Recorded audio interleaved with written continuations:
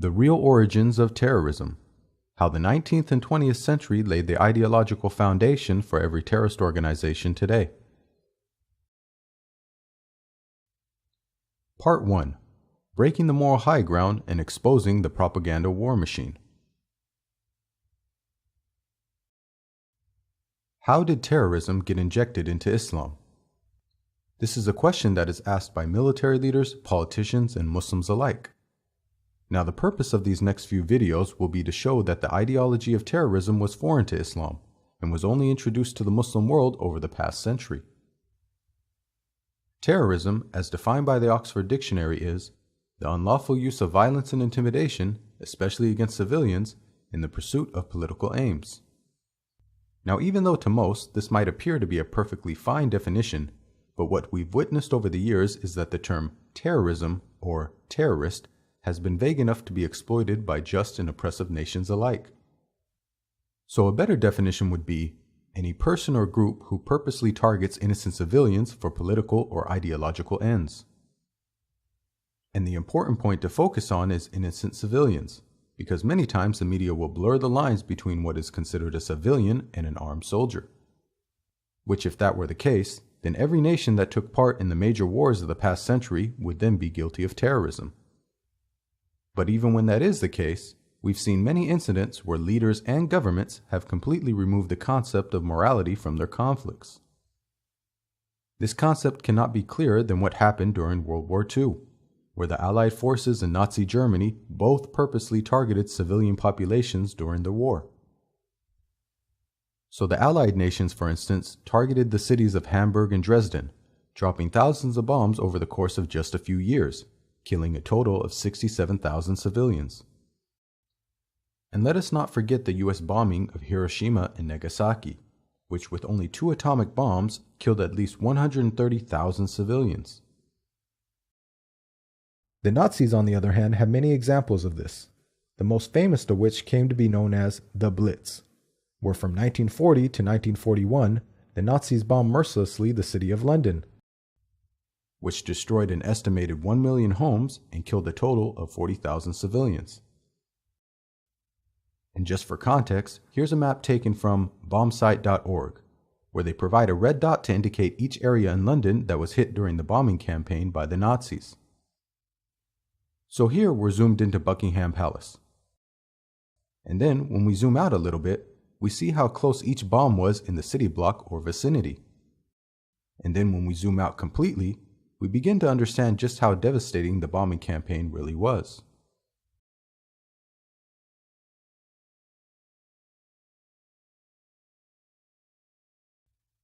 Now keep in mind that each bomb being dropped from these planes are basically the equivalent of a suicide bomber, meaning that both the pilot and the terrorist know that they are going to be targeting innocent civilians. Thus, both must hold a similar ideology that helps them justify their actions. Throughout the history of human civilization, man has consistently struggled with the meaning of what is truly right and wrong. From the ancient Egyptians, who not only believed that the ideas of moral truth and justice was a religious obligation, but that the concept was so important it became personified in one of their goddesses, Ma'at. This continued down the line to the philosophers of ancient Greece and Rome, who created the foundations of philosophical ethics and the idea of the highest good, which later would come to be known as summum bonum, a term coined by the Roman philosopher Cicero in the 1st century BCE. This in turn led to an English philosopher by the name of Jeremy Bentham to come up with the concept of utilitarianism, which is the moral theory that good and bad decisions can only be judged by the net happiness each produces. This concept would later be built upon by John Stuart Mill, who, in 1863, wrote a book entitled Utilitarianism, which is considered one of the most influential texts in the history of philosophy. Utilitarianism, which later would come under the general category of consequentialism, is the theory that one should judge an action or decision based on the ends or consequences, and that the means or methods are completely irrelevant to the overall judgment. This would later come to be known in the modern vernacular as the ends justifies the means. In utilitarianism, though, there are times where instead of having to choose what causes the most happiness, you're left in a situation where you're facing two negative scenarios where you have to choose what causes the least sadness. This would come to be known in our modern vernacular as the lesser of two evils. There are many situations where a person can be presented with such a problem. One such scenario is presented in a famous thought experiment known as the trolley problem. The scenario goes like this. There's a runaway trolley barreling down the tracks. Some distance ahead of the trolley, there are 5 people tied down on one track and a single person on the other. At the time, you just so happen to be standing next to the lever which can determine which track the trolley will go down and who it essentially kills. So you're left with a moral dilemma here. Do you choose to pull the lever and have the trolley kill only one person, or do you leave it and allow the trolley to kill 5 people? Utilitarianism would argue that not only should you choose the one person to be killed, but that it would be morally wrong not to. Now the problem with the theory is that it assumes we live in an egalitarian society where everyone is viewed as equal, and it ignores such trends like nationalism, tribalism, racism, prejudice, and ideological differences. So the man at the lever, depending on his loyalties, could actually view the single person as being more important than the group of people. And it is this vulnerability that extremists and nationalists exploit, where through differences and similarities, they try to raise and lower another person's worth. It was this method, for instance, that was employed when the United States dropped the atomic bomb on Hiroshima and Nagasaki. At the time, to invade Japan with ground troops would have taken months and cost tens of thousands of lives. So instead, they believed dropping 2 atomic bombs, which would kill hundreds of thousands of Japanese, was the lesser of two evils. This is because they believed the American soldiers' lives were worth more than the Japanese civilian lives. This is what I like to call unethical utilitarianism, where nations, groups, parties, and various ideologies use their differences to raise or lower the worth of another person. The German philosopher Immanuel Kant had foreseen this problem previously in the 18th century and came up with a theory known as the categorical imperative, where Kant explained that the validity of an action can be judged by if it can be universally applied to all people at all times. Which means, whenever a person or nation adopts a certain policy, what they are initially saying is that this can be adopted by all people and all nations. So take for instance the US drone program, which has been estimated to have a 90% civilian death rate. Now even though pseudo-philosophers like Sam Harris would claim that the actions of the US are morally upright since they don't intend on targeting civilians like terrorists do, the categorical imperative would state that by the US doing such an action, that they are insinuating that any other state could do the same to them so long as they intend to target criminals and not innocent civilians. And if innocents were to die, then up to a 90% casualty rate would be acceptable. But of course, the US and any other first world nation would never accept such actions on their soil. So like what we saw with the concept of unethical utilitarianism, here we also have what I like to call a selective categorical imperative. And let's be brutally honest. Right now, every single one of the 9 nations who currently have nuclear weapons are potential terrorist states. Just to help put things into perspective, the United States' largest nuke, the 9-megaton W-53, could kill up to 4 million people per missile. That is the equivalent of 40,000 suicide bombers, who usually kill an average of 100 people per attack, and or 1,333 9/11 attacks. And due to the strategic theory of nuclear deterrence, which is known as MAD, or mutually assured destruction, every elected leader within these countries take office knowing full well that one day they might be called to launch a nuke, which would result in the death of millions of innocent people. And the worst thing about such weapons is that those who weren't fortunate enough to die right away and were on the outer limits of the blast will be cursed with a slow and agonizing death. Some will have their skin peel off, if it wasn't already ripped off from the initial blast, while some will swell up due to burns and trauma, while others will rot from the inside out due to radiation poisoning. All of which is far worse and crueler than any terrorist beheading we've seen. And this would be done by clean-cut politicians in expensive suits rather than bearded terrorists in turbans. Now, under one of the protocols of the Fourth Geneva Convention, it is illegal to target civilian populations or civilian facilities such as dams, electronic grids, places of worship, etc. In military doctrine, and specifically nuclear warfare, these are known as counter-value targets. The term value here is used because you're threatening something of personal value instead of strategic or military value to your enemy. Counter-force targets, on the other hand, are any and all people, objects, and facilities connected with the military. And anything that falls under this category is 100% a valid target under international law. The scary thing is, even though counter-value targets are illegal in theory, every Western nation reserves the right to use such targeting if nuclear warfare were to ever break out. Especially in terms of second strike retaliation, meaning that if any nation had employed counter-value tactics and targeted their cities, the nation would respond in the same manner. And people seem to forget that the United States and the Soviet Union on a number of occasions almost had an all-out nuclear war, one in which civilian and military targets would all be considered one and the same.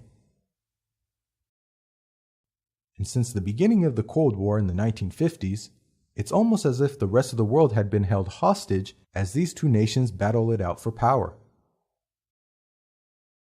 Most of which were done using satellite states, which started in Europe, but then quickly moved down to third world countries in Africa, the Middle East, and Southeast Asia. And even though the Cold War had officially ended in 1991, the US and other nuclear nations like Russia and China still continue to compete for influence throughout the globe. And with the right wing on the rise in the United States and across Europe, we're beginning to hear once again the same rhetoric we heard during the Cold War. Theresa May's party, for instance, said that they wouldn't rule out a nuclear first strike under extreme circumstances. Meaning that now the conversation about nuclear weapons has shifted from only being a last resort deterrent to a viable military option under extreme circumstances. What exact circumstances those are, only they know. What we do know is that when it comes to military strategy, and especially nuclear warfare, ethics and morality are completely separated from the discussion. And whether they want to admit it or not, all 9 nuclear powers who use their weapons as a threat are theoretically no different than a suicide bomber. Both essentially are saying to the world, if I lose, I'm taking everyone with me. Which, as stated before, is the core concept of mutually assured destruction, or MAD, which is an acronym that perfectly describes these superpowers. So for instance, if the Soviet Union had invaded the United Kingdom like the United States did to Iraq, and after occupying the country began arresting or assassinating heads of state, in theory, as a last resort, the UK military could launch a nuke at Russia in retaliation, be it by air, land, or sea. Now I ask you, is this not the exact same logic used by terrorist organizations? And if we were to break down the language of these two groups in its most basic and primal form, we see them saying that essentially under the most desperate circumstances, we'll use any means necessary to deter the enemy, which could possibly occur in a full-blown incursion, an overwhelming assassination campaign of heads of state, or in retaliation to a nuclear first strike. So to help put things into perspective, let's say the United States and Russia decided to start a nuclear war. What would such a scenario look like? To help us visualize this, we'll be using an interactive map created by Alex Willerstein called Nuke Map, which can be found at the address below. So if the US, for instance, were to launch a nuke into the heart of Moscow using the B-83, which is 1.2 megatons and is the most common nuke in the US arsenal, one missile would kill almost 1.4 million people and would injure another 4 million. And let's say Russia decided to respond, targeting New York with their nuke called the SS-25, which is an 800 kiloton missile.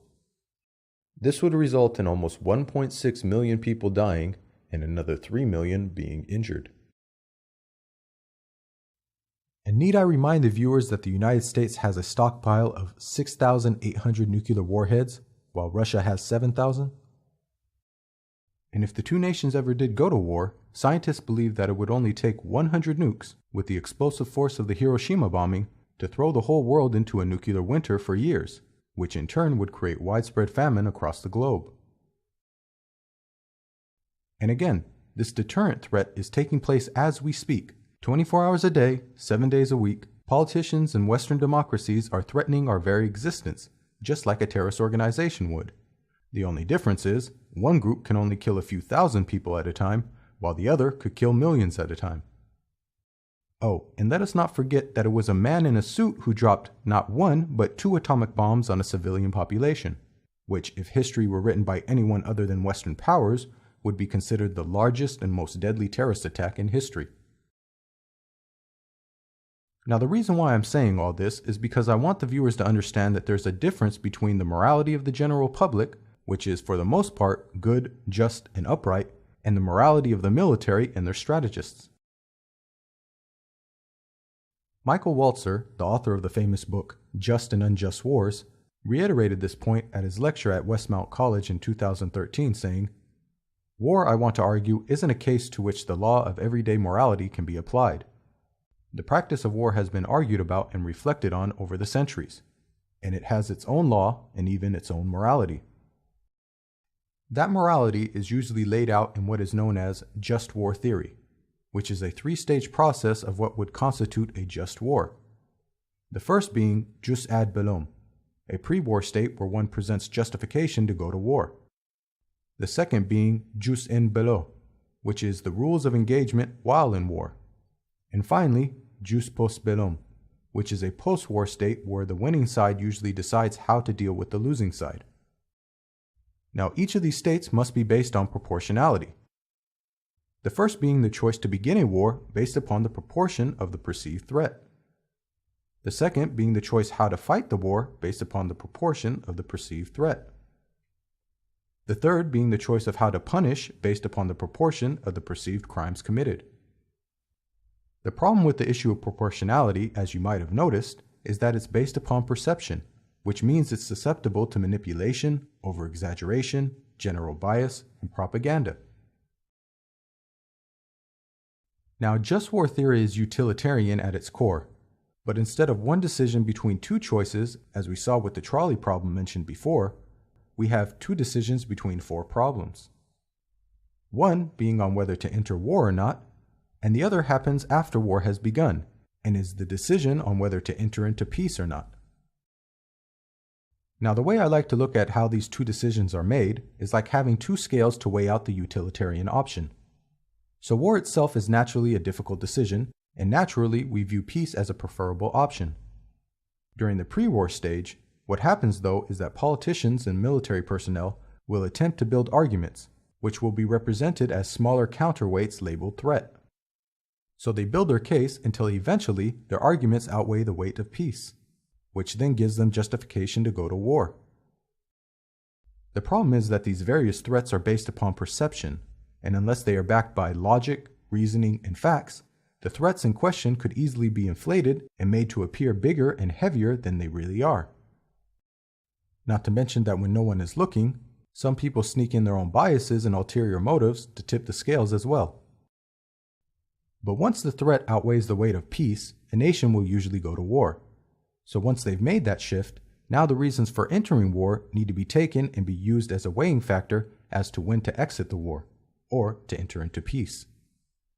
To achieve this, the warring nation will need to remove the threats until the weight of peace is heavier than the threats posed. Now here is what I believe are 3 of the core reasons why we've so easily entered into conflicts in the 20th and 21st century. In relation to Western nations, after World War II and the Cold War, every threat was viewed through the lens of a possible nuclear war.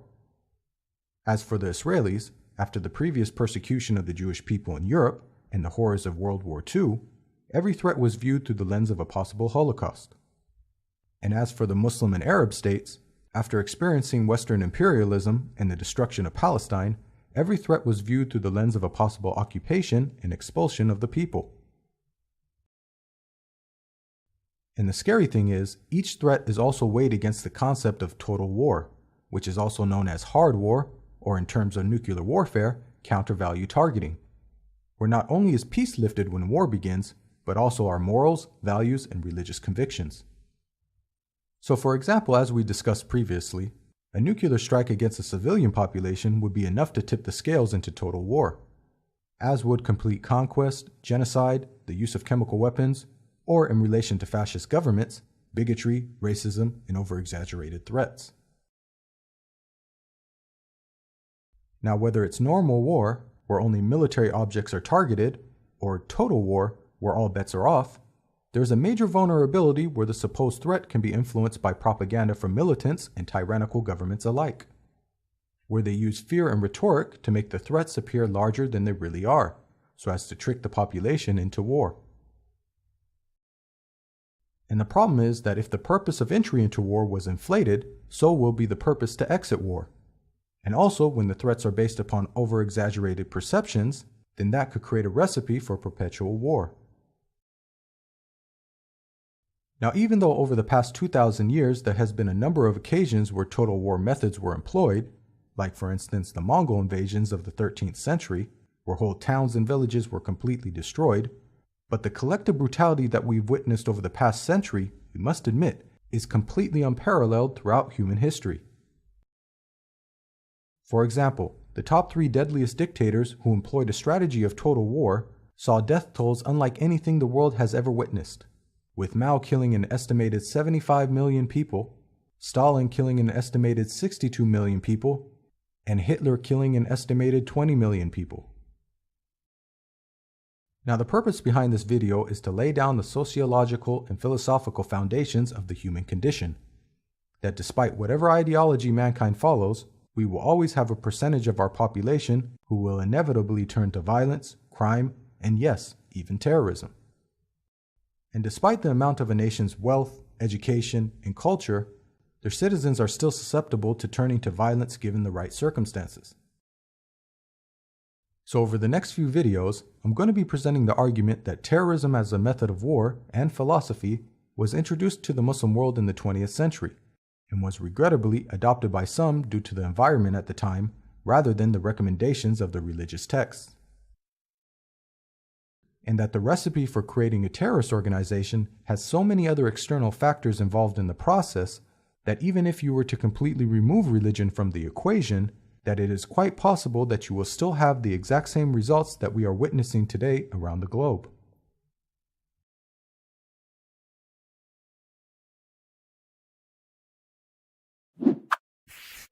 Written and produced by Simply Seerah. Visit us at our website at simplyseerah.com or follow us on social media. Don't forget to like, subscribe, and share.